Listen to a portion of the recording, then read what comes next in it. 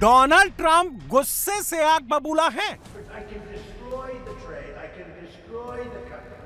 Trump tariff पर supreme court के आदेश से अमेरिकी राष्ट्रपति बौखलाए हुए हैं।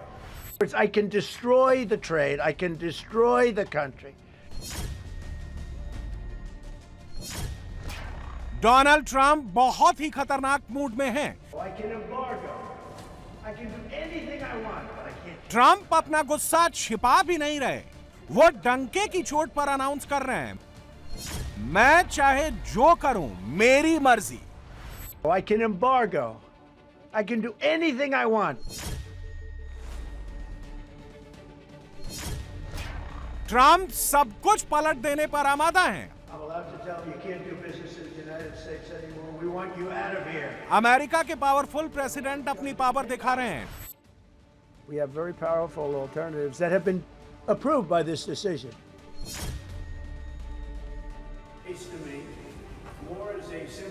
डोनाल्ड ट्रंप इतने आग बबूला हैं कि अमेरिकी सुप्रीम कोर्ट के जजेस को भी देशद्रोही बता दिया। They're very unpatriotic and disloyal to our Constitution.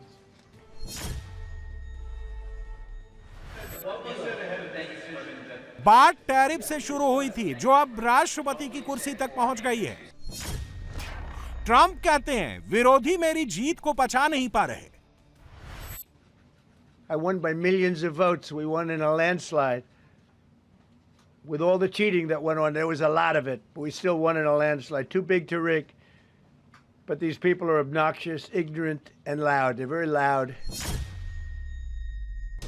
We were a country that was dead. America में इसी साल मिड टर्म इलेक्शंस होने वाले हैं। मिड टर्म इलेक्शंस में अगर ट्रंप हार गए तो उनको डर है कि डेमोक्रेट सीनेटर्स उनको इम्पीच करके कुर्सी से हटा देंगे। ट्रंप पर 2 बार पहले भी महाभियोग चलाया जा चुका है, पहली बार 2019 में, दूसरी बार 2021 में। ट्रंप 2026 में महाभियोग का सामना नहीं करना चाहते, इसलिए वो भी मैदान में डट गए हैं। ट्रंप 1 इंच जमीन छोड़कर पीछे नहीं हट रहे। अमेरिकी राष्ट्रपति ने 3 घंटे के अंदर सुप्रीम कोर्ट के डिसीजन को पलट दिया। They're very unpatriotic and disloyal to our Constitution.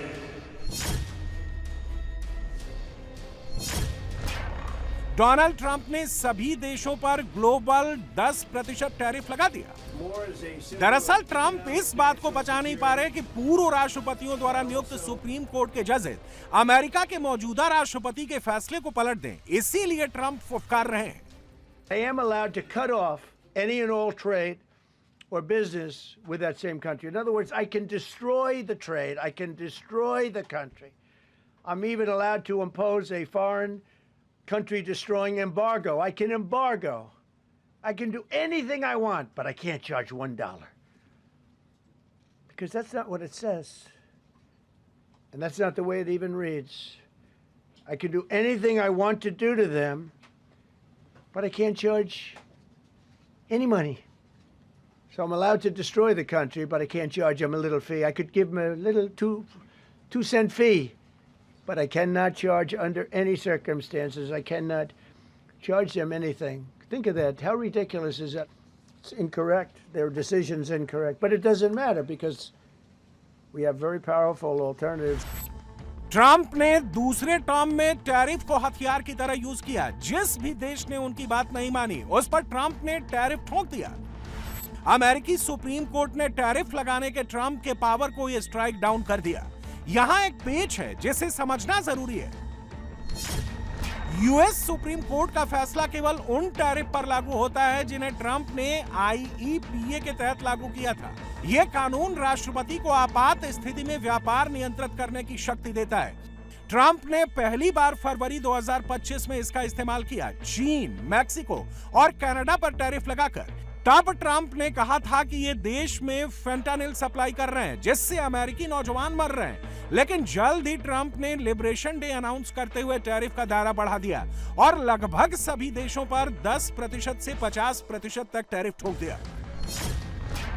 अमेरिकी सुप्रीम कोर्ट ने कहा कि टैरिफ लगाने की संवैधानिक शक्ति यूएस कांग्रेस के पास है, राष्ट्रपति के पास नहीं।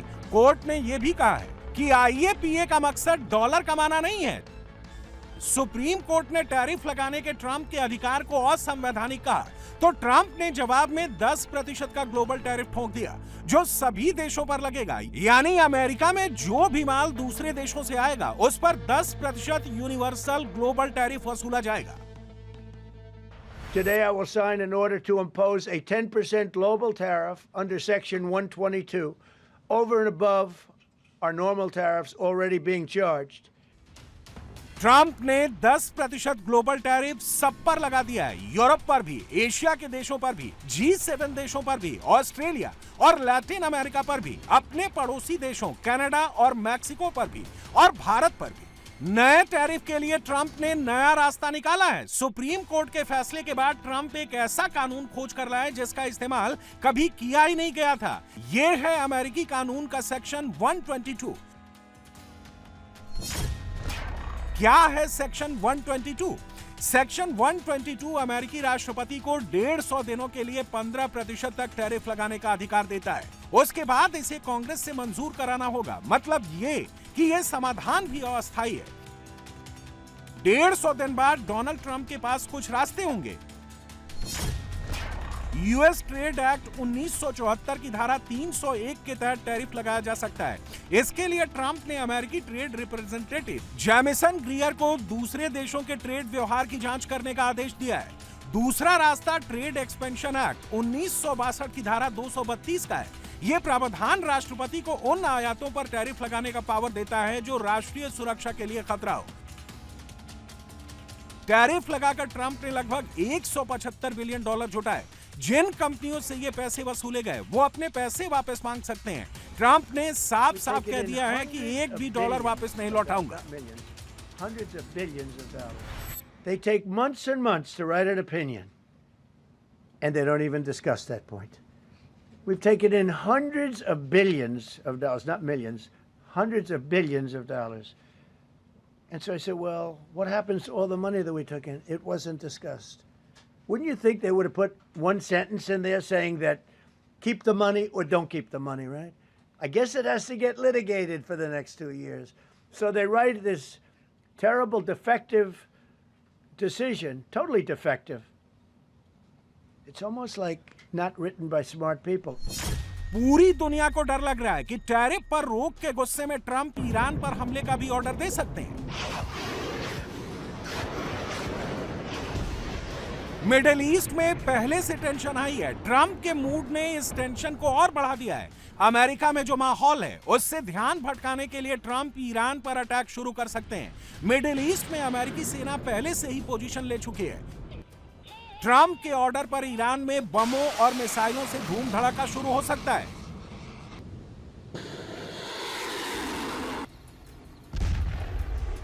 ईरान पर हमला शुरू हुआ तो ईरान भी पलटवार करेगा। सबसे पहले वो स्ट्रेट ऑफ हॉर्मूज को टारगेट करेगा। जिस रास्ते से पूरी दुनिया के 20% क्रूड ऑयल की शिपिंग होती है, वो रास्ता बंद हुआ तो क्रूड ऑयल के दाम बेतहाशा बढ़ सकते हैं, जिससे कोई नहीं बचेगा। लेकिन ट्रंप को कोई फर्क नहीं पड़ रहा। The Supreme Court's ruling on tariffs is deeply disappointing, and I'm ashamed of certain members of the court, absolutely ashamed, for not having the courage to do what's right for our country. Foreign countries that have been ripping us off for years are ecstatic. They're so happy. And they're dancing in the streets, but they won't be dancing for long, that I can assure you. I think you should actually stand. Come, please. Trump किस mood में है इसका स्वाद पाकिस्तान के वजीर आजम शहबाज शरीफ चख चुके हैं। गाजा पर बोर्ड ऑफ पीस की मीटिंग में ट्रंप ने शहबाज शरीफ को खड़ा कर दिया और पाकिस्तान के शरीफ ट्रंप के सामने खड़े रह गए। Pakistan and India, thank you very much. And I spoke to Prime Minister Modi. He's excited. He's watching us right now. Bharat को इन्हीं ट्रंप के साथ डील करना है। अमेरिकी सुप्रीम कोर्ट ने टैरिफ जीरो कर दिया तो टैरिफ जीरो नहीं हो गया।